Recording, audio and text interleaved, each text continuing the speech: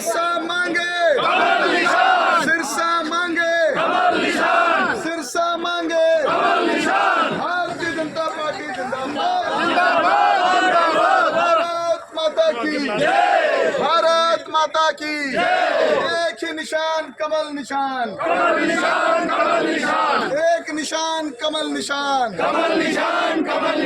सिरसा मांगे कमल निशान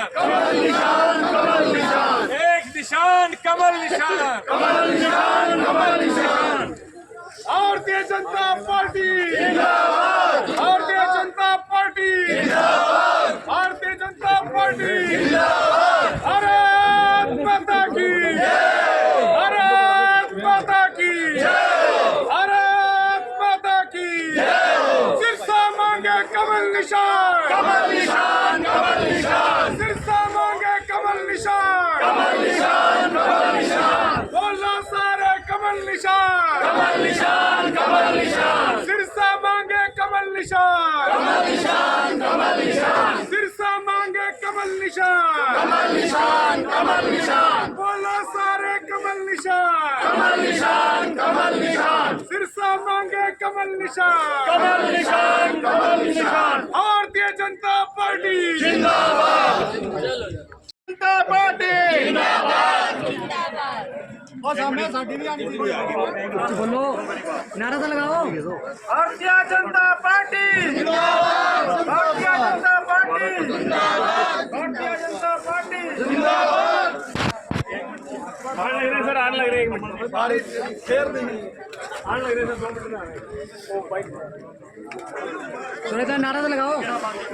Bharatiya Janata party Bharatiya Janata party Bharat माता की भारत माता निशान सिरसा मांगे सिरसा मांगे भारतीय जनता पार्टी जिंदाबाद जिंदाबाद जिंदाबाद मातरम भारत माता की भारत माता की वंदे वंदे भारतीय जनता पार्टी जिंदाबाद कमल निशान सिरसा मांगे कमल निशान भारत माता की भारत माता की भारतीय जनता पार्टी जिंदाबाद जिंदाबाद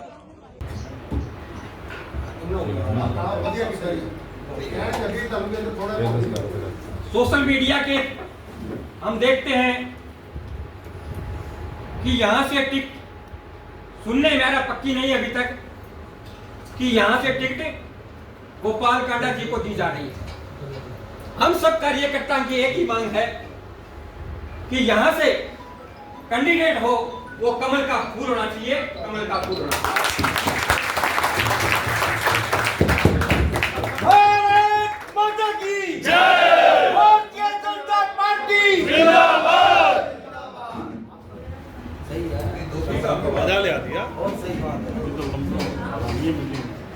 आज की मीटिंग का विषय हम सब अपनी बात केंद्रीय नेतृत्व तक पहुंचाने चाहते हैं कि हमें कमल का फूल दे ताकि हम पूरी लगन से मेहनत से यहाँ से कमल का फूल जिता करके केंद्रीय नेतृत्व की झोली में डाल सके। मुझे सब इतना ही कहना था। आप सबका बहुत बहुत धन्यवाद। जय हिंद जय भारत। नहीं लेना है, आपको सिर्फ इतना ही कहना है, बताना है भी हमारा संगठन, हम संगठन के साथ नहीं, हमारी पावर ज्यादा है या किसी अकेले की, ये आज इस संगठन को दिखाना है। क्या बात है। किसी प्रखंड के ऊपर एक एक कार्यकर्ता को यही बताना है कि किसी अकेले या दो के साथ जाएगा या संगठन के साथ रहेगा, यही बस हाँ या ना उत्तर देना है। बस की लंबी कहानी नहीं बतानी है। भारत माता की जय। आए हुए सभी साथियों को राम राम। साथियों, विषय बड़ा क्लियर है कि हमारे पे हर बार कोई ना कोई थोप दिया जाता है। अभी कुछ ने कहा संगठन के साथ नहीं भाइयों, हौसला करो, संगठन मजबूत है तो एक हो जाओ। और पार्टी अगर उनको टिकट देती है, समर्थन का कहती है, तो कोई हौसला करके आगे लग जाओ, बाकी सारे पीछे लो। इंडिपेंडेंट लड़ो चाहे। मैं ये नहीं कहता कि हम उनको समर्थन दे, कल को वो आके झोली मार लेंगे, हमारे को समर्थन दे दो, हम थारे को इज्जत देंगे, हमारे को नहीं चाहिए वो इज्जत। अगर उनको समर्थन देती है तो आप में से कोई एक आदमी हौसला कर लो, हम उसके साथ रहेंगे। हमारा तो एक ही निर्णय है। और अमर सिंह घोटिया ने जो आज से 10 दिन पहले अल्लाह मार के कह दिया, हम तो स्पष्ट कहने वाले हैं। मैंने आज से 10 दिन पहले कह दिया था कि हम नहीं समर्थन देंगे लोगों को। वो आगे कर लुकराना पड़ेगा एक बार काट तो मेरा तो इतना ही कहना है भाइयों, संगठन के साथ नहीं, हम संगठन है, हम इलेक्शन लड़ेंगे। एक आदमी आगे हो जाओ, बाकी उसका साथ देंगे। आज पीछे का अशोक तंवर को ला दिया, बोला संगठन बूथ बनाओ, हम इलेक्शन मोजले अशोक तंवर बूथ बनाए, हम आनंद लिया गोपाल कांडा। ये मतलब है भाई, इसलिए काम करना छोड़ दो या तो, और काम करना है तो पार्टी के लिए कर रहे हम। पार्टी में हम आज कमजोर हो सकते हैं, और कमजोर हम नहीं है, हमारे को पार्टी ने कमजोर कर रखा है, हम कमजोर नहीं है। कोई कहता है टिकट मांगे, भाइयों एक बात सुनना, कोई कहता है टिकट मांगने वाला नहीं था। अभी पीछे एक मीटिंग हुई थी तो चोपड़ा जी उस दिन वो एक वाक्य बता रहे थे, बोले किसी टाइम गुना होया करता टिकट मांगना, आज गुना नहीं है। भाइयों मैंने वो गुना भी किया है भाई, बहुत से कुछ तो मेरे को जानते भी नहीं होंगे, और बहुत कम लोग मेरा इतिहास जानते हैं। भाइयों मैंने 2004 में दड़बा से टिकट मांगी थी।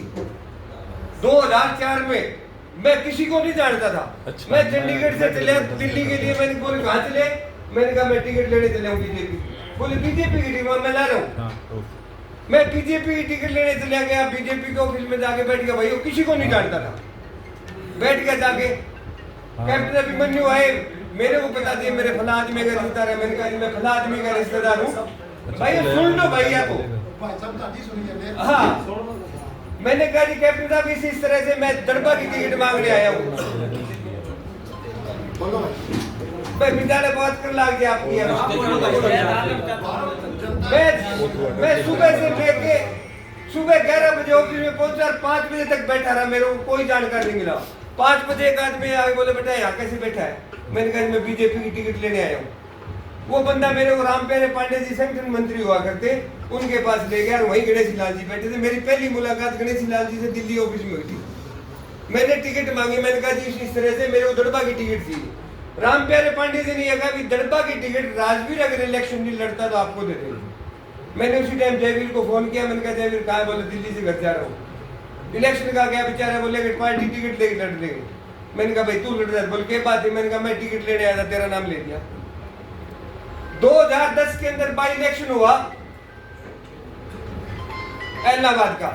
अमर सिंह घोटिया टिकट मांगने गया था, प्रोफेसर गणेश लाल जी के पास गया। रेणु शर्मा जी उस टाइम हमारी अध्यक्ष हुआ करती थी, उनके पास गया। उन्होंने कहा आप पार्टी टिकट तो देंगे, हम वोट तो देंगे इन लोगों को, लेकिन पार्टी में आ जाओ। मैंने कहा थारी पार्टी में बीजेपी में आके मैं इन लोगों को वोट देने क्यों जाऊं।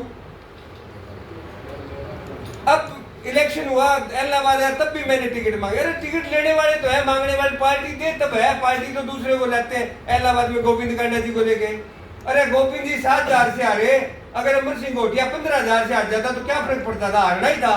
तो एक बंदे को तो मजबूत रखते, एक बंदा तो टांग उठाने को तैयार रहता। 2010 में बिल्लू के सामने देखने की हिम्मत नहीं होती थी किसी की, अमर सिंह घोटिया इलेक्शन लड़ने को तैयार था बीजेपी से। और भाई लोगों को एक कंडीशन लगाई थी मैंने, एक कंडीशन थी।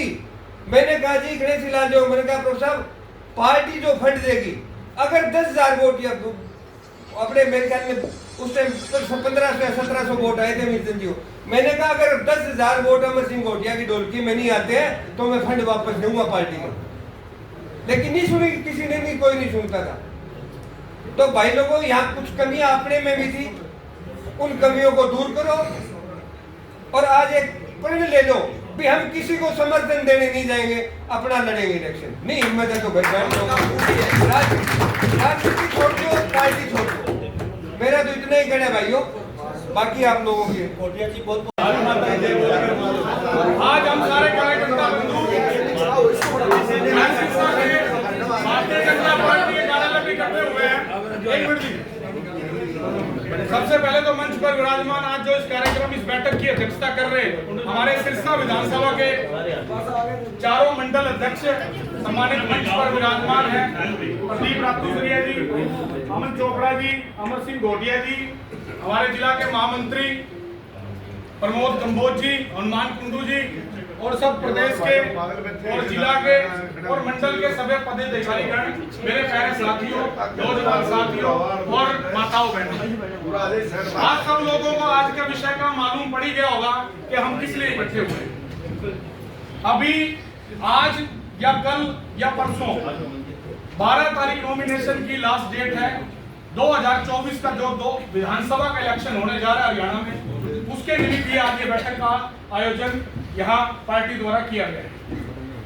दोस्तों, इससे पहले पूर्व के वक्ताओं ने जो विषय रखा है उसी को आगे बढ़ाता हुआ मैं कहना चाहता हूँ, ये पार्टी जो इतनी बड़ी खड़ी है, जो दुनिया की सबसे बड़ी पार्टी है, दुनिया का सबसे बड़ा राजनीतिक दल है, वो ऐसे ही नहीं बना है। इस दल को बनाने के लिए आप मेरी आंखों के सामने जो कार्यकर्ता बैठे हैं, इन लाखों लाखों कार्यकर्ताओं ने अपना खून पसीना एक किया है और इस पार्टी को खड़ा करने का काम किया। इस मीटिंग के अंदर, इस सभा के अंदर ऐसे बहुत से कार्यकर्ता हैं, रातुसरिया जी का परिवार है, चोपड़ा जी का परिवार है, हनुमान कुंडू जी हैं और बहुत से ऐसे कार्यकर्ता हमारे बीच में बैठे हैं जिन्होंने अपनी पीढ़ियां की पीढ़ियां खपा दी हैं। मैं छोटा होता था, 5वीं 6वीं क्लास में पढ़ता था, उस समय मेरे पिताजी घर पे पर्चियां लेके आ जाते थे। उस समय छपती थी पर्चियां जो डोर टू डोर बांटते होते हैं। छोटी पर्चियां सबको पता है ना कौन सी होती थी। आजकल तो सरकारी जो तंत्र है वो पर्चियां बांटता है, पहले ऐसा नहीं था। पहले कार्यकर्ता पर्चियां बांटता था। हमारे पास लिस्टें आती थी, पर्चियां आती थी।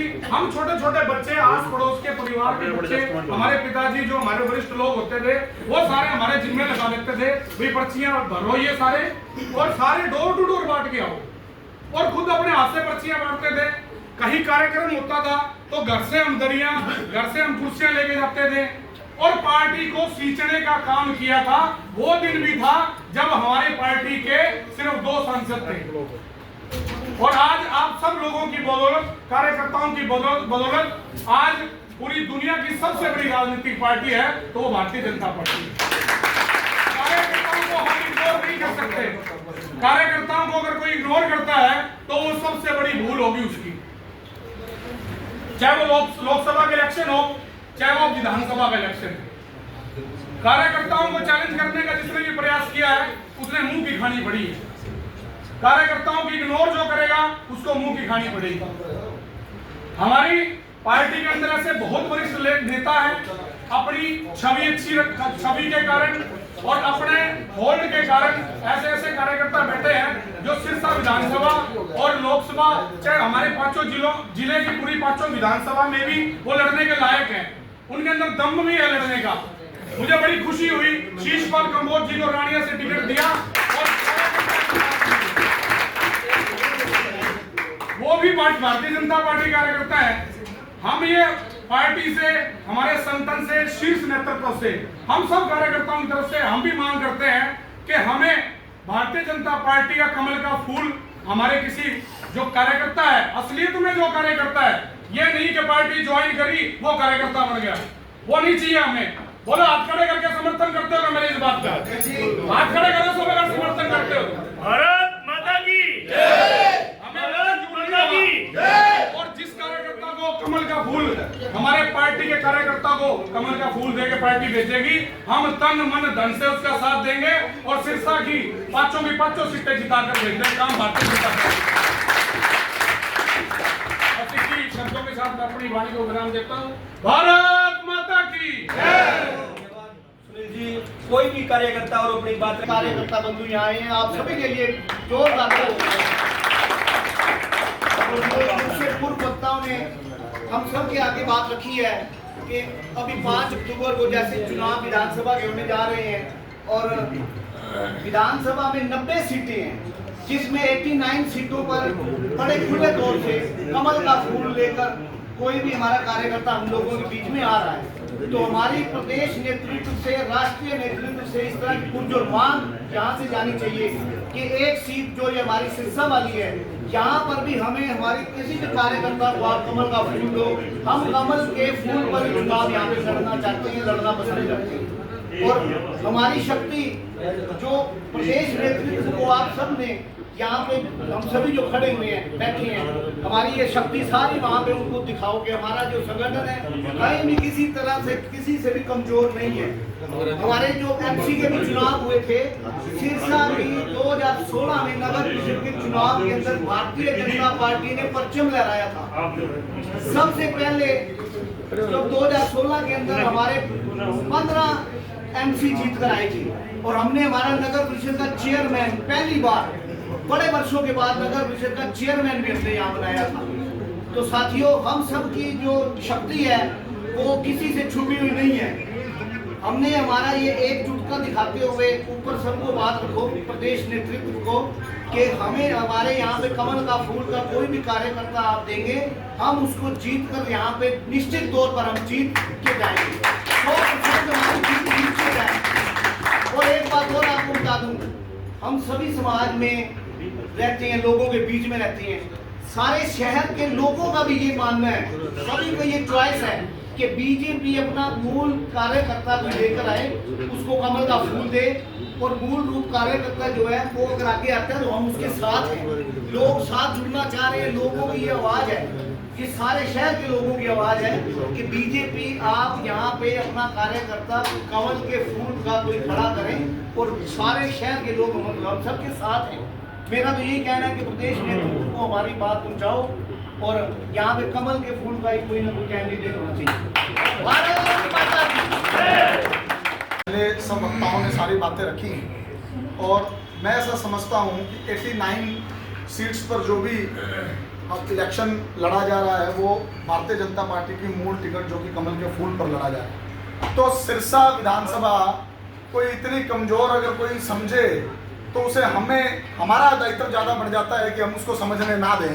सिरसा विधानसभा में एक ही आवाज़, एक ही लाइन में बात को समाप्त करूंगा, कमल का फूल आएगा तो स्वीकार है, कार्यकर्ताओं की अब अनदेखी बर्दाश्त नहीं हो सकती। मुझे ऐसा लगता है कि ये जो इस हॉल में कार्यकर्ता बैठे हैं, ये प्रमुख कार्यकर्ता हैं और बूथ पर चना खाकर लड़ने का काम यदि करते हैं तो सुबह 7 बजे से लेकर के रात को 9 बजे तक बैठने का काम करते हैं, लड़ाई करने का काम करते हैं, लड़ने का काम करते हैं और डट के रहने का काम करते हैं। तो क्यों इनकी अनदेखी किसी प्रकार से की जाती है?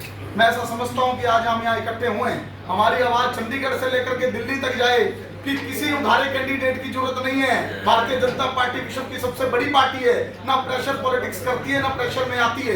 कमल का फूल आएगा, 100% सिरसा विधानसभा से जीतेगा और जाकर के नायब सिंह सैनी जी की, नरेंद्र मोदी जी की बैठेगा। मैं ऐसा समझता हूं कि जो भी आज ये दावे कर रहे हैं वो झूठे दावे हैं। ऐसा अभी तक कोई टिकट डिक्लेयर नहीं हुई है, किसी को डिमोरलाइज होने की जरूरत नहीं है। भारतीय जनता पार्टी कमल का फूल भेजेगी, ये हमें पूर्ण रूप से विश्वास है। किसी के साथ कोई समर्थन ना करे, ये सुझाव भी है और हमें पार्टी पर विश्वास भी है। और मैं अंत में यही कहना चाहूंगा कि एक सीट पर किसी प्रकार का कोई गठबंधन करने की मुझे नहीं लगता आवश्यकता है, क्योंकि शहर भर में घूमने का काम होता है। सिरसा विधानसभा में सब यही वेट कर रहे हैं। सुनील बैल जी ने भी ये बात कही, 100% सच बात है। भारतीय जनता पार्टी कमल के फूल को कमल का फूल देकर के भेजे और वाकई में उस पुराने कार्यकर्ता को देकर के भेजे तो 100% यहाँ से जीतने का काम करके दिखाएंगे। 5 मिनट पहले तुरंत प्रभाव से किसी को पार्टी ज्वाइन करवा कर भेजना वो एक नुकसान का घर होता है। और मेरा सुझाव पार्टी को जिला अध्यक्ष युवा मोर्चा होने के नाते है कि पुराने कार्यकर्ताओं को आंख बंद करके टिकट दे दें, यहाँ से कमल का फूल भिजवा देंगे। बहुत बहुत मेहरबानी, जय हिंद। भारतीय नेतृत्व जो है वो अपना फैसला संसदीय बोर्ड जो है अपनी मर्जी से लेता है। 2000 बल्कि 1982 से ही लगा लो आप, चौटाला के साथ सरकार बनी थी देवीलाल जी के साथ मिलकर, और भारतीय जनता पार्टी के कार्यकर्ताओं को प्रताड़ित करने का काम शुरू हुआ। 1977 में जनता पार्टी बनी, देवीलाल जी के साथ मिलके बनी, उस समय भी संघ से संबंधित जो कार्यकर्ता थे जनता पार्टी में, उनके साथ अत्याचार हुआ। मेरे पिताजी को मार के फेंक दिया था। कसूर केवल इतना ही था, चौटाला में शाखा बंद हुई, महावीर दल में शाखा बंद हुई, तो मेरे पिताजी ने वो शाखा शुरू करवाई आरएसएस की। और रात के अंधेरे में 25-30 देवीलाल और चौटाला के कार्यकर्ताओं ने पिताजी पे आक्रमण किया और 9 महीने बेड रेस्ट रहे। उसके बाद चौटाला पे प्रत्युत्तर में आक्रमण किया। उसका नतीजा ये हुआ कि किसी भी बीजेपी कार्यकर्ता के खिलाफ सिरसा जिले में चौटाला ने आक्रमण नहीं किया। उसके बाद 1982 में फिर चौटाला के साथ हुआ। फिर मेरे पिताजी और महावीर प्रसाद जी रातू सदिया पे झूठे मुकदमे बनाए गए, जबकि 82 का इलेक्शन महावीर जी ने समझौते में लड़ा था।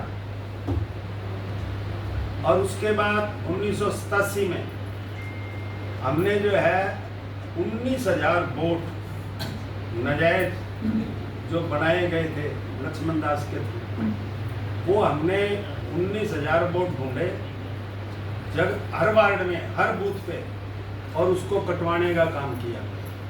फिर 87 का इलेक्शन हम फिर हारे, निर्दलीय लड़े, 6 सीटों पे पार्टी की मंजूरी से लड़े। ऐसी बात नहीं है कि हमने जो है बगावत करके जो है इलेक्शन लड़ा था। उस समय के तत्कालीन राष्ट्रीय संगठन मंत्री स्वर्गीय कुशाभाऊ ठाकरे के आश्वासन पे वो 6 सीटों पे चुनाव लड़े थे। 6 जिलों में 1 सीट नहीं दी थी, एक सीट पे चुनाव लड़वाया गया था और अच्छे वोट जो है प्राप्त किए थे। ये काम केंद्रीय नेतृत्व का आज से नहीं है, शुरू से है। लेकिन हम जैसे लोग जो संघ से निकले हुए वो प्रतिज्ञित हैं, विचारधारा के पोषक तत्व हैं, इसलिए नेतृत्व पे जो विश्वास है वो उस प्रतिज्ञा में करना सिखाया जाता है।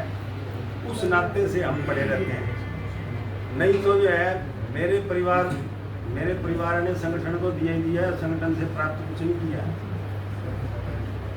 और आज तक नहीं किया है। 2004 में भी इलेक्शन तब लड़ा जब कोई लड़ने के लिए तैयार नहीं हुआ। इसलिए अब जो है भारतीय जनता पार्टी पूरे विश्व में सबसे बड़ा राजनीतिक संगठन है और ये हमारी उपलब्धि है। लेकिन उस उपलब्धि को भी पार्टी नेतृत्व बहुत सी सीटों पे नकारात्मक सोच रखते हुए इधर उधर से लेकर के और हमारे ऊपर थोपने का प्रयास करता है। लेकिन उसका इलाज क्या है? उसका इलाज यही है, मेरा मानना तो है कि संगठन से गद्दारी मेरे खून में तो है। मेरी भी राय आपको यही है भाई, आप जो है फूल आए तो मन से काम करो, फूल न आए तो अपनी इच्छा से काम करो।